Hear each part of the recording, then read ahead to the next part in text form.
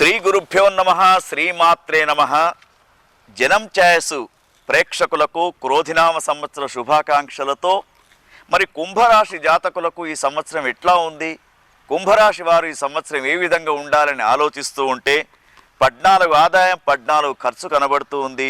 కానీ సంఘంలో 6 యొక్క మెప్పుదల పొందుతూ ఉంటారు, ఒకరు మాత్రమే విమర్శిస్తూ ఉంటారు.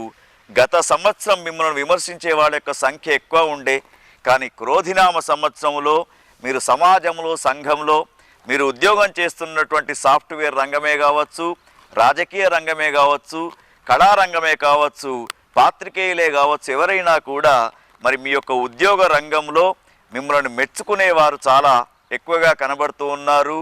ఒకరు మాత్రమే విమర్శిస్తారు, 6 మెప్పుదల పొందుతూ ఉంటారు. మే 1వ తేదీ దాకా మీకు అన్ని అనుకూలంగా ఉన్నాయి. మే 2వ తేదీన గురు మార్పు జరుగుతుంది. 3, 4 స్థానాలలో గురువు ఉన్నాడు కాబట్టి కొంత ఉన్న దాంట్లో తృప్తి పడండి. అనవసరమైనటువంటి పెట్టుబడులు పెట్టకండి.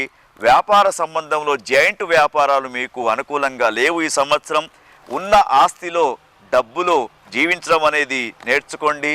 అనవసరమైనటువంటి వస్తువులను కొనకండి. తర్వాత రాహు కూడా మీకు ఇక్కడ శని కూడా జన్మంలో ఉన్నాడు కాబట్టి శని జన్మంలో ఉన్నప్పుడు కొంత నష్టం చేస్తూ ఉంటాడు. రాత్రి ప్రయాణాలు చేయకండి. అందరినీ మీ వారిగా మెచ్చుకోకండి, నమ్మకండి. ఎందుకంటే జన్మంలో శని ఉన్నప్పుడు కొంత అననుకూలమైనటువంటి వాతావరణం. తర్వాత శిరస్సుకు సంబంధించినటువంటి ఎముకలకు సంబంధించినటువంటి వ్యాధులు బయటపడవచ్చు. కొంత జాగ్రత్తగా ఉండండి. 2వ స్థానంలో కేతు ఉన్నాడు కాబట్టి మరి ఇక్కడ రాహు కేతు 2, 8 స్థానాలలో గమనించినప్పుడు కొంత అననుకూలమైనటువంటి పరిస్థితులు ఉన్నాయి.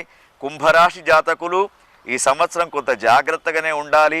భగవంతుని యొక్క ఆరాధన చేయండి, ఇష్టదేవత ఆరాధన చేయండి, లయకారుడైనటువంటి శివుణ్ణి పట్టుకోండి. తర్వాత వీలైతే ఆంజనేయ స్వామికి ఆకు పూజ కార్యక్రమాన్ని కూడా చేయించుకోండి, మీకు వైభవంగా ఉంటుంది. ఓం తత్సత్.